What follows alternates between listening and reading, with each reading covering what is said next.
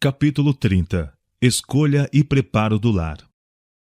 O Evangelho é um grande simplificador dos problemas da vida. Suas instruções, quando atendidas, resolveriam muita perplexidade e salvar-nos-iam de muitos erros.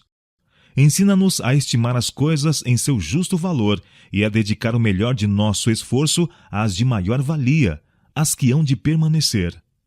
Precisam desta lição aqueles sobre quem repousa a responsabilidade de escolher o lar. Não devem deixar-se afastar do alvo mais elevado. Lembrem-se de que o lar da terra deve ser o símbolo e o preparo para o do céu. A vida é uma escola de preparo, na qual pais e filhos devem graduar-se para a escola superior das mansões de Deus. Ao procurar-se a localização para um lar, permita-se que esse propósito dirija a escolha. Não sejais dominado pelo desejo da riqueza, pelos ditames da moda ou os costumes da sociedade. Considerai o que melhor contribuirá para a simplicidade, pureza, saúde e valor real.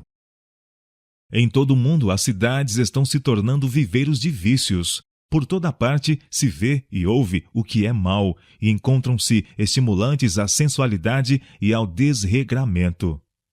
Avoluma-se incessantemente a onda da corrupção e do crime. Cada dia oferece um registro de violência, roubos, assassínios, suicídios e crimes inomináveis.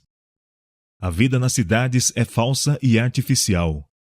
A intensa paixão de ganhar dinheiro, o redemoinho da agitação e da corrida aos prazeres, a sede de ostentação, de luxo e extravagância, tudo são forças que, no que respeita à maioria da humanidade, desviam o espírito do verdadeiro desígnio da vida.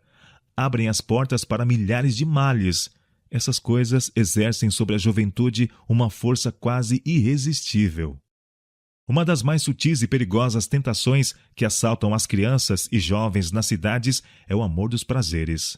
Numerosos são os dias feriados. Jogos e corridas de cavalos arrastam milhares, e a onda de satisfação e prazer atrai-os para longe dos simples deveres da vida. O dinheiro que deveria haver sido economizado para melhores fins é desperdiçado em divertimentos. Em razão de monopólios, sindicatos e greves, as condições da vida nas cidades estão se tornando cada vez mais difíceis. Sérias aflições encontram-se perante nós, e sair das cidades se tornará uma necessidade para muitas famílias. O ambiente material das cidades constitui muitas vezes um perigo para a saúde.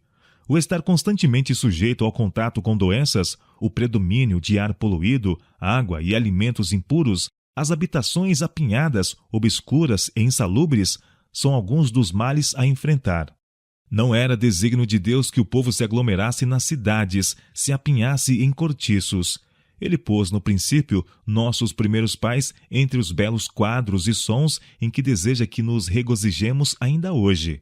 Quanto mais chegarmos a estar em harmonia com o plano original de Deus, mais favorável será nossa posição para o restabelecimento e preservação da saúde. Uma residência dispendiosa, mobília trabalhada, ostentação, luxo e conforto não proporcionam as condições essenciais a uma vida útil e feliz. Jesus veio ao mundo a fim de realizar a maior obra jamais efetuada entre os homens. Veio como embaixador de Deus, para nos mostrar a maneira de viver de modo a conseguir na vida os melhores resultados. Quais foram as condições escolhidas pelo Pai Infinito para seu Filho? Uma habitação isolada nas colinas da Galileia, um lar mantido pelo trabalho honesto e respeitável, vida de simplicidade, luta diária com as dificuldades e provações, abnegação, economia e serviço paciente feito com contentamento. A hora de estudo junto da mãe, com o rolo aberto das Escrituras, a serenidade da alvorada ou do crepúsculo no verdor do vale, o sagrado ministério da natureza, o estudo da criação e da providência, a comunhão da alma com Deus, tais foram as condições e oportunidades dos primeiros anos de vida de Jesus. O mesmo acontece com a maioria dos melhores e mais nobres homens de todos os séculos. Lede a história de Abraão, Jacó, José, Moisés, Davi e Eliseu. Estudai a vida dos homens de épocas posteriores, que mais honrosamente ocuparam posições de confiança e responsabilidade, homens cuja influência foi mais eficaz no reerguimento do mundo. Quantos deles não foram criados num lar campestre? Pouco conheciam de luxo. Não gastaram tempo da juventude em diversões. Muitos deles foram obrigados a lutar com a pobreza e privações.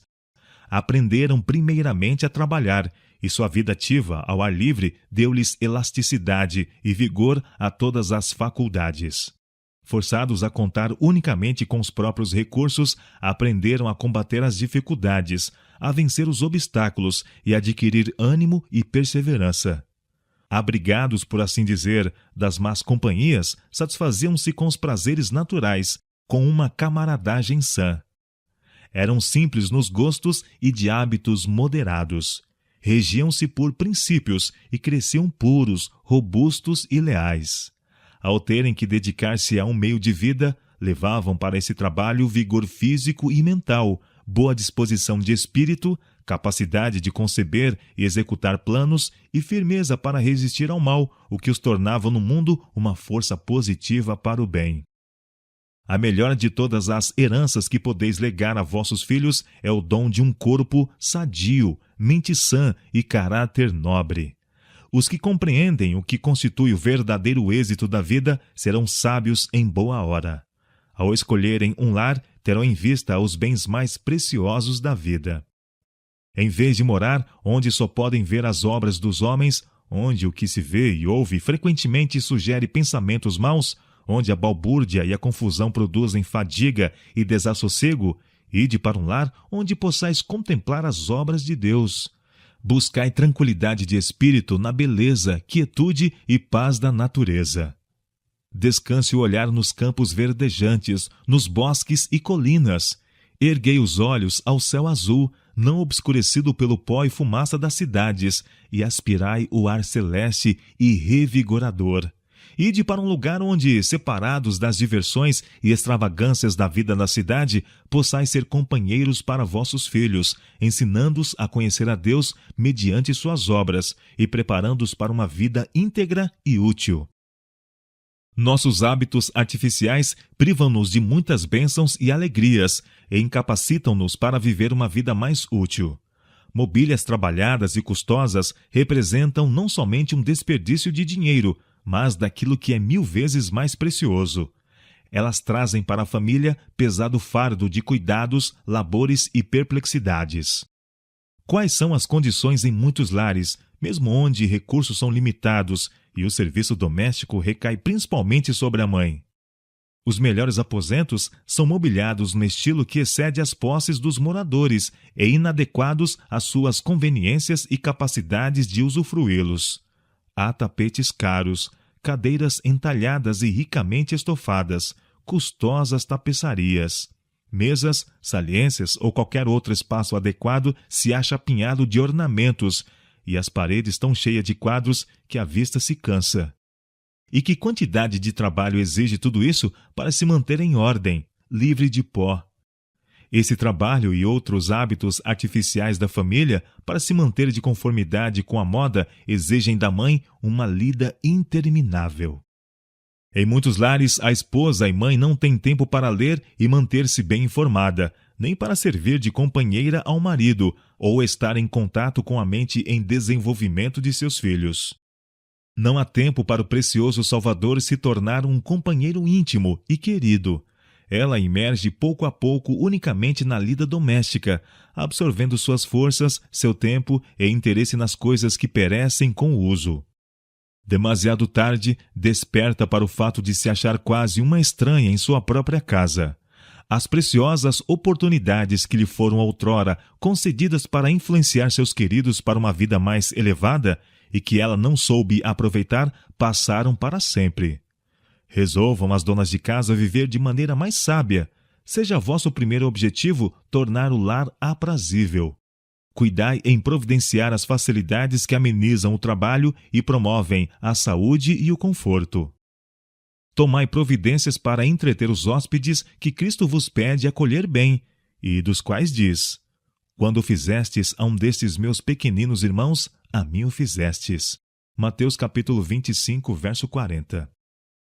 Mobiliai vossa casa com móveis simples.